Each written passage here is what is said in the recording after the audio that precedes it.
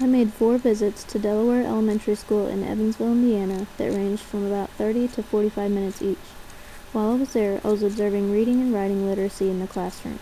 Delaware is a kindergarten through 6th grade school with a state rating of an A.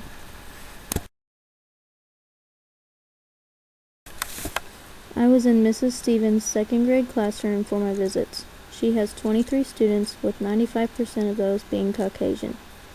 I went at the same time for all of my visits, which was her class's reading time. I was very impressed with how well-mannered her class was. Understanding how students learn influences how teachers teach. Mrs. Stevens' class was both teacher-centered and student-centered at times. I saw evidence of both behaviorism and constructivism in this classroom.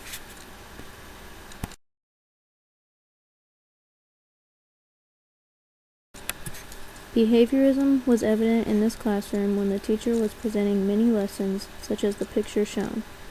This is teacher-centered because the teacher is the dispenser of knowledge. Information is presented in small steps, then reinforced through practice activities or worksheets until the skill is mastered. Constructivism was sometimes evident in the classroom because the students were active and engaged learners constructing their own knowledge. Mrs. Stevens made the chart shown about the schema theory and hung it up on her reading board for the students.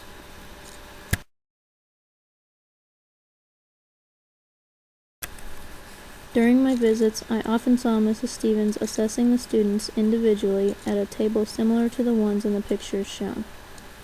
This will help her to make decisions about how the students are performing and growing.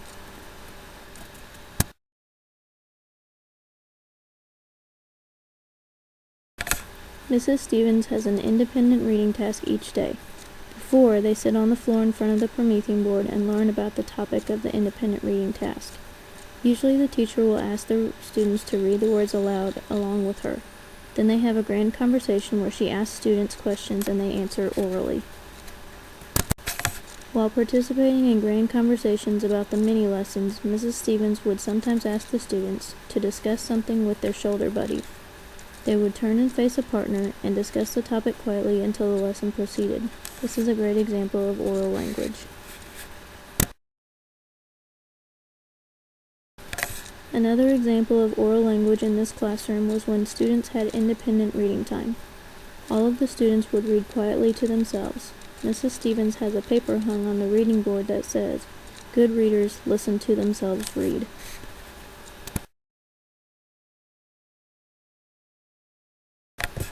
Above the reading and writing board in the classroom are these papers with different sounds on them. Mrs. Stevens calls them secret stories. These are up there so the students can look up there if they need to and see that OW and OU make the same sound, or that AR is R controlled so it says R. This is a picture of the reading board in Mrs. Stevens' classroom. She adds new information to it when they learn something new. She includes things about reading literacy that students need to know and helpful tips for them to remember.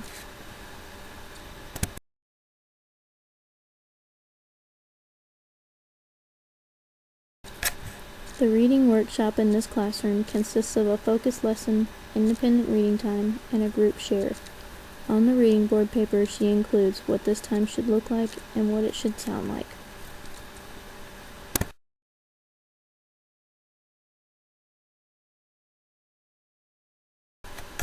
IDR task stands for Independent Reading Task.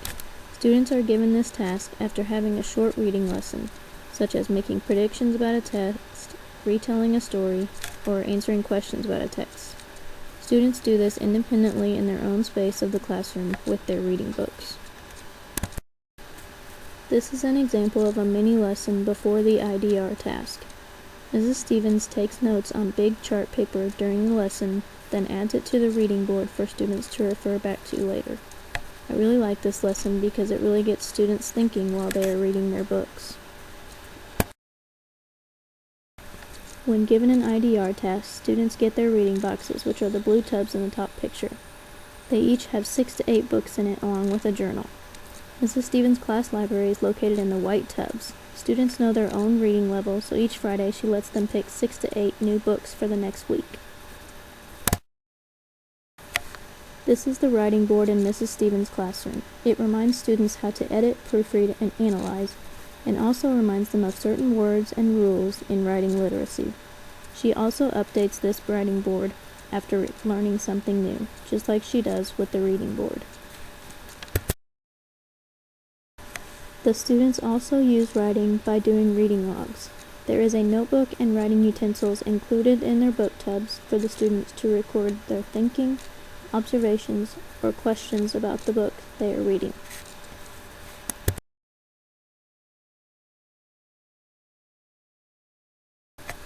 The pictures shown are 2 examples of the students' work being published outside the classroom.